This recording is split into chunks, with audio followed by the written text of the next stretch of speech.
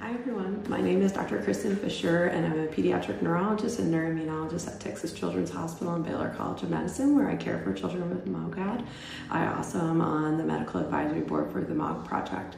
So I am here today because I wanted to talk a little bit about relapses and signs of relapses related to MOG, which can definitely be a really tricky topic, especially because there's all different types of phenotypes that can occur with MOG. So a lot of times what might happen is someone that has a relapse might not necessarily have the same symptoms that are related to the initial presentation that they came in. So it can be a little bit hard to tease out and identify when a relapse might or might not be occurring.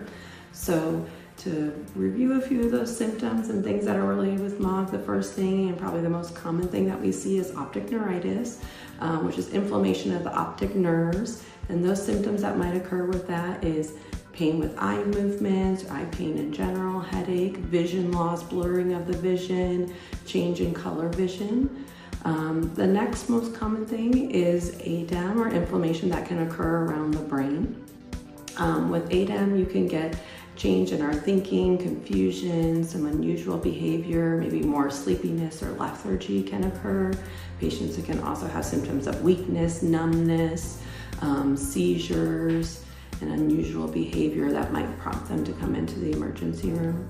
And then another common presentation of MOG is transverse myelitis. So that's inflammation that occurs in the spinal cord. With transverse myelitis, you might see weakness in the arms or legs, numbness, tingling. Sometimes people might complain of a burning sensation.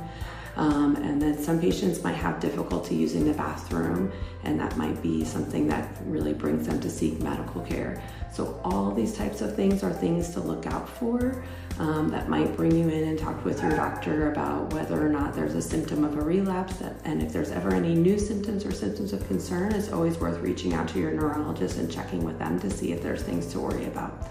With that, I will say another challenging thing in the setting of MOG is that sometimes patients can have something called a pseudo-relapse. So a relapse that is not really cause new inflammation that's there, but it's symptoms that might be symptoms that have recurred similar to the symptoms that happened from the initial inflammation from the first presentation. So for example, if you had optic neuritis when you first came in, you might have something that triggers a pseudo-relapse, and then you might all of a sudden develop some blurring of your vision, visual loss, or that change in color vision. There's all sorts of kinds of things that can trigger pseudo-relapses in MOG, and definitely pseudo-relapses can happen across all the phenotypes. But I would say some of the most common things that we know about that really can trigger and cause some of these pseudo-relapses might be getting sick, having a fever, just physical stress, sometimes being overly exhausted, and that degree of physical stress might cause symptoms. There are patients that say the heat and being exhaustion from the heat, so going outside on a hot day might cause symptoms that make you feel like you're having a flare. So what I tell patients when they're diagnosed with MOG is we do a little bit of education about relapses and pseudo-relapses, and generally kind of the rule of thumb that I give to patients is that if you notice something happen, that's a new symptom. Whatever you're doing, if it's something that's stressful, you're hot, you feel like you're overwhelmed and you're worried there might be symptoms of relapse, go lay down. If you're really hot, I often tell patients take a cold shower, drink a cold drink of water, and sit and rest for a few minutes, and hopefully the symptoms will go away. If the symptoms are still there 30 minutes to an hour later, then maybe something to be on alert on, to keep an eye on.